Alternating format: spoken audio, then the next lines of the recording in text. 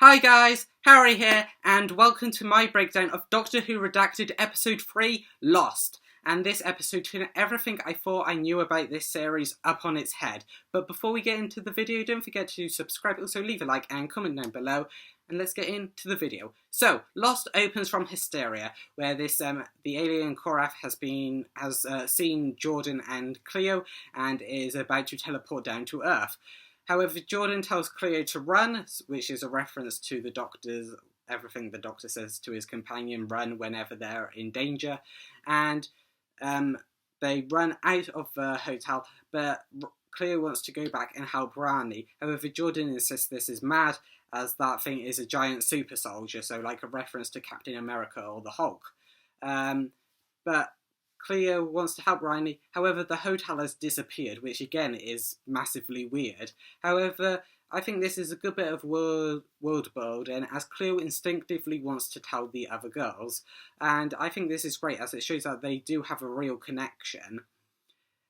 So she goes to tell Abby and Shauna, and she reveals not only about the hotel disappearing and how there was like a giant super soldier, as she calls it, a giant transformer, maybe a reference to how she is trans, and transformer starts, you know, the big bit at the start is transformer, but I don't know, maybe I'm just reading too much into it.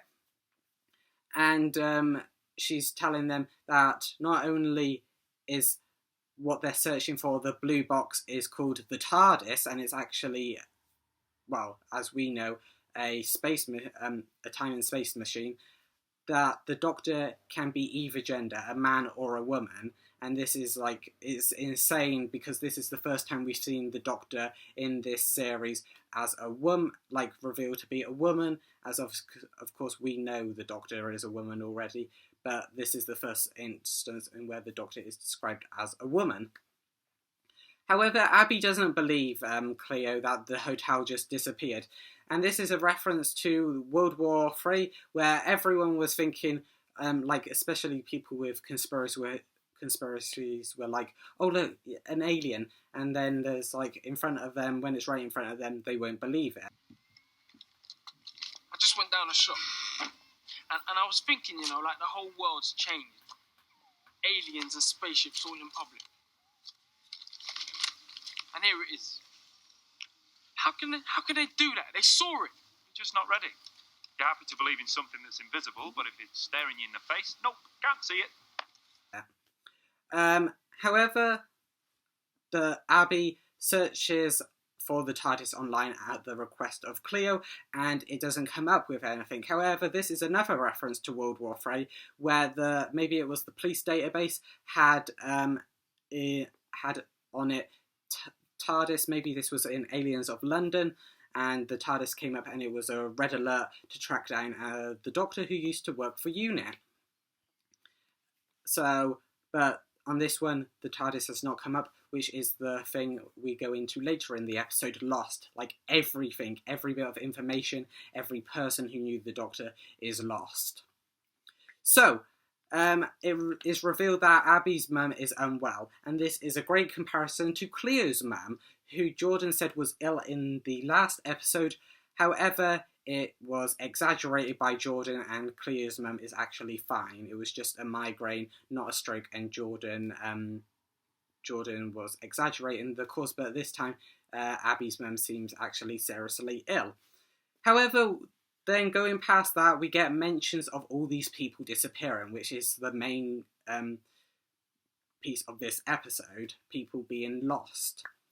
So there is mentions of Sheffield, London and South Wales Police. So of course Sheffield, where Yaz's family is and where Graham and Ryan are.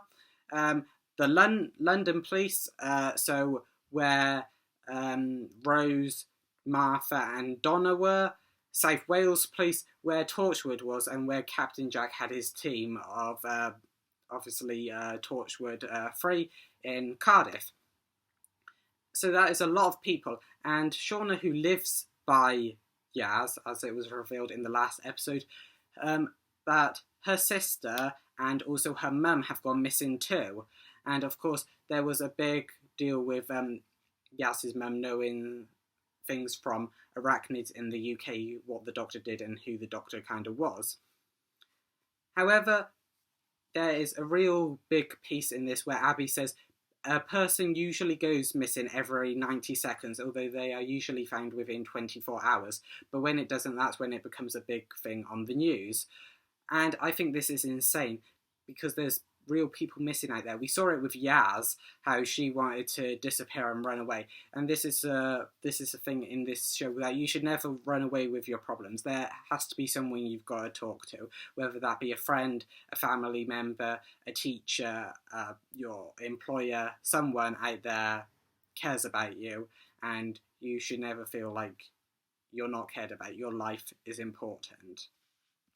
So, obviously, the Blue Box Files is to track down the Blue Box and, of course, the Doctor, who they unwillingly know is in the Blue Box.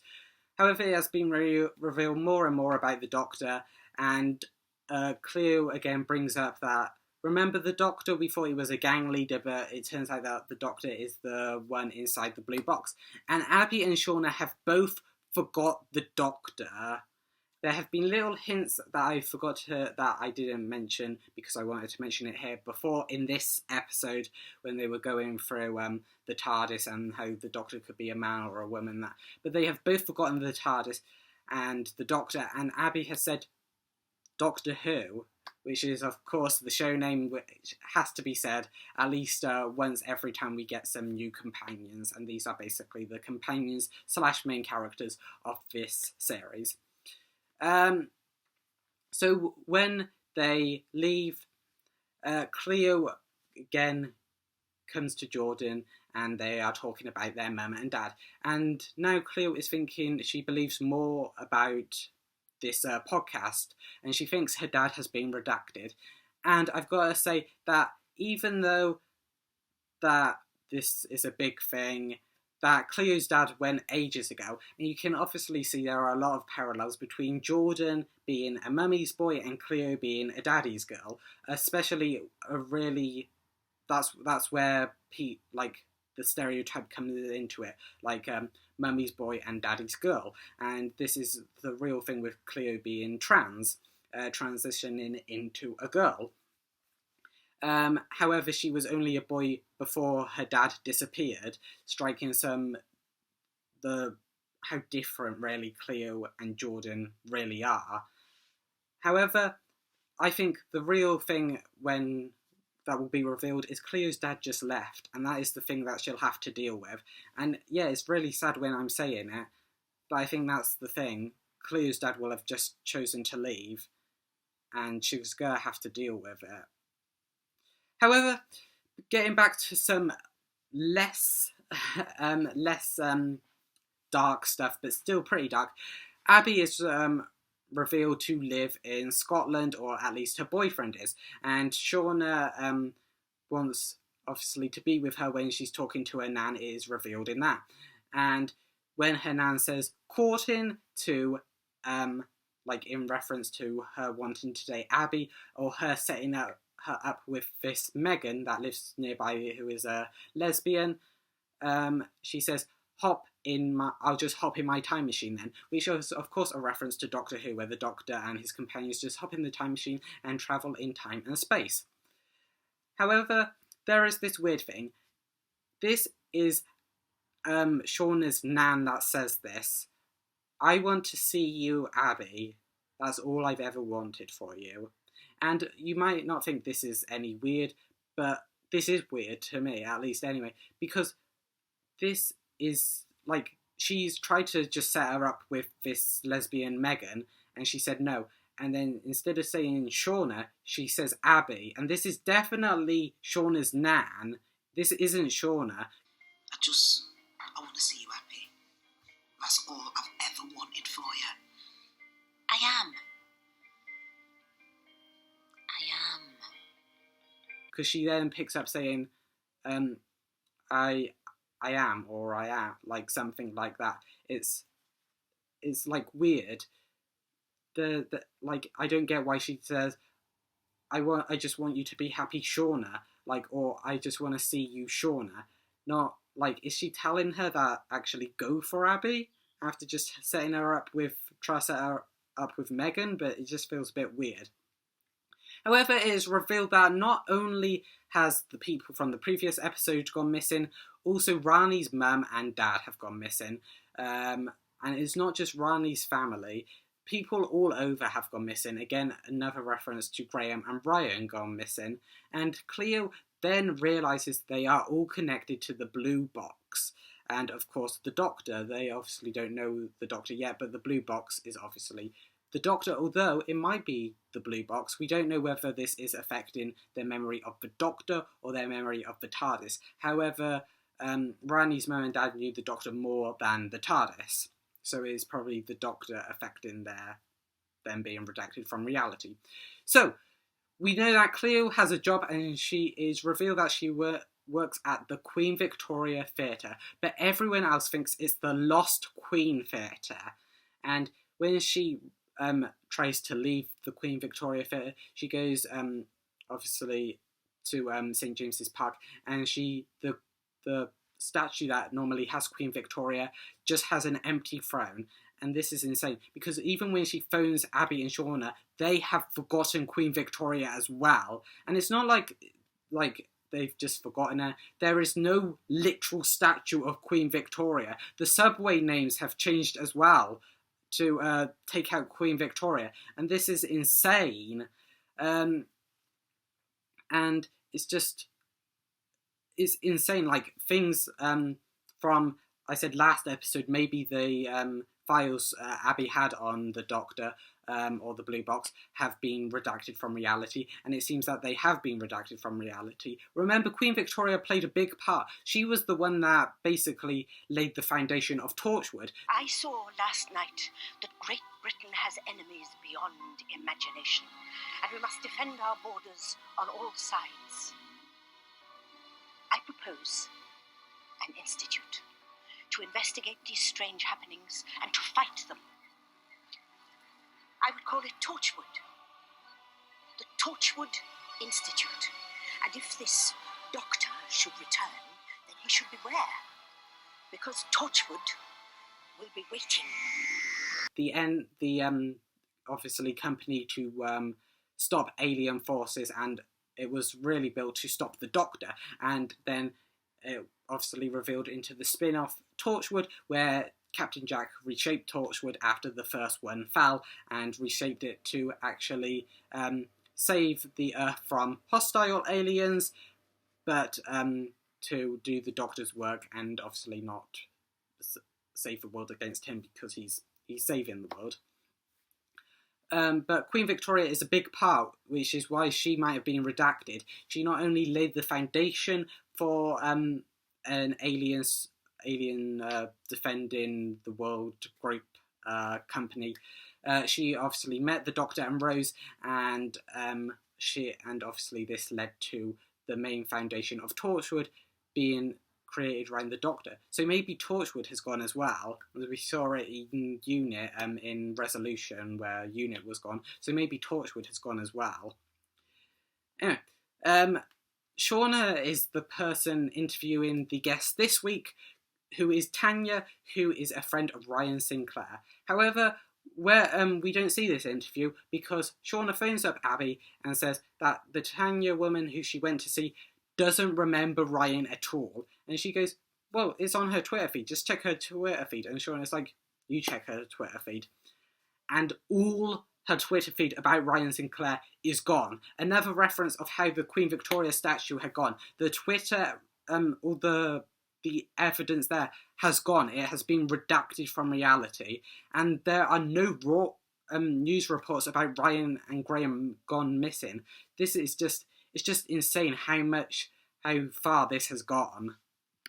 So that is when Cleo joins the call, and she mentions that, of course, Queen Victoria has been redacted from reality, and we learn in the chilling scene that Abby and Shauna have forgot Queen Victoria as well. And across all these mentions of all this stuff that has happened, all these conspiracies they followed to the blue box, there is a mention of giant spiders in Sheffield, a reference to arachnids in the UK, which is when Yaz's mum really came into contact with this doctor and learned who she was, which means my last my last theory on Yaz just not phoning her family from last episode on Hysteria was wrong, as her family has been redacted from reality, and maybe Yaz has been too. However, it is revealed in a heartwarming scene that Cleo can't cope forgetting Abby and Shauna. And then Shauna says, "How could anyone forget you?" Maybe this is a reference to the Sarah Jane adventures when Sarah Jane said this to the 10th Doctor. My Doctor, until the next time. Don't forget me, Sarah Jane. No one's ever going to forget you. Or maybe this is a reference in The Big Bang, where Rory says this about the 11th Doctor. What is it? Something old, something new, something borrowed, something blue.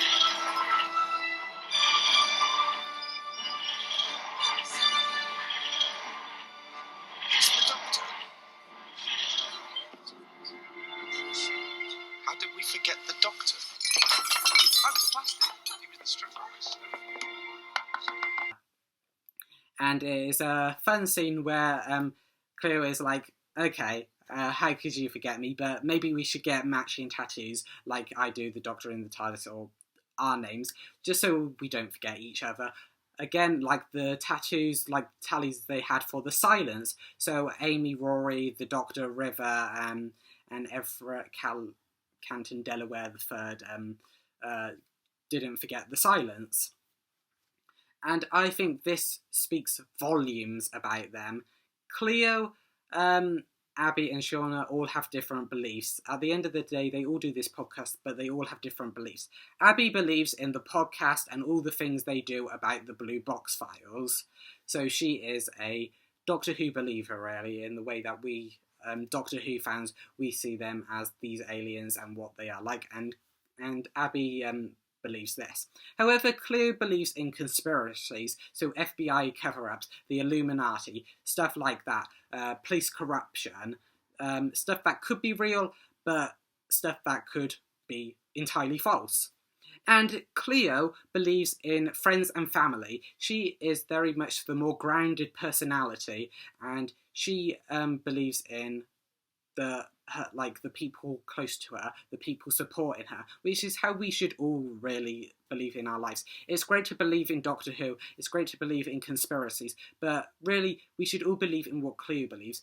Listening to your close friends and family, bigging yourself up, not putting yourself down, like going ahead with what you want to do and believing in yourself.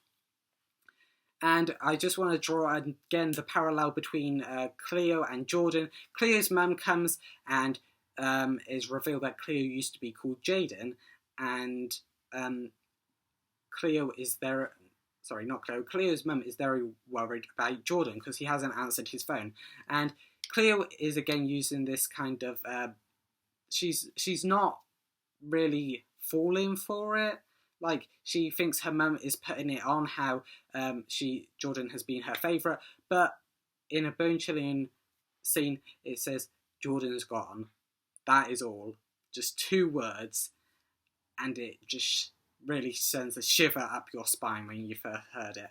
And I just want to say, since we've had kind of references to Donna, Martha and Rose kind of in this episode, really tooth and claw involving Queen Victoria, and all these other scenes in Aliens in London, World War III, all these, I just want to say, the universe isn't supposed to be like this. The 11th Doctor reset the universe at the end of Series 5 so that only the last 5 minutes of Series 5 remained canon in the Doctor Who universe.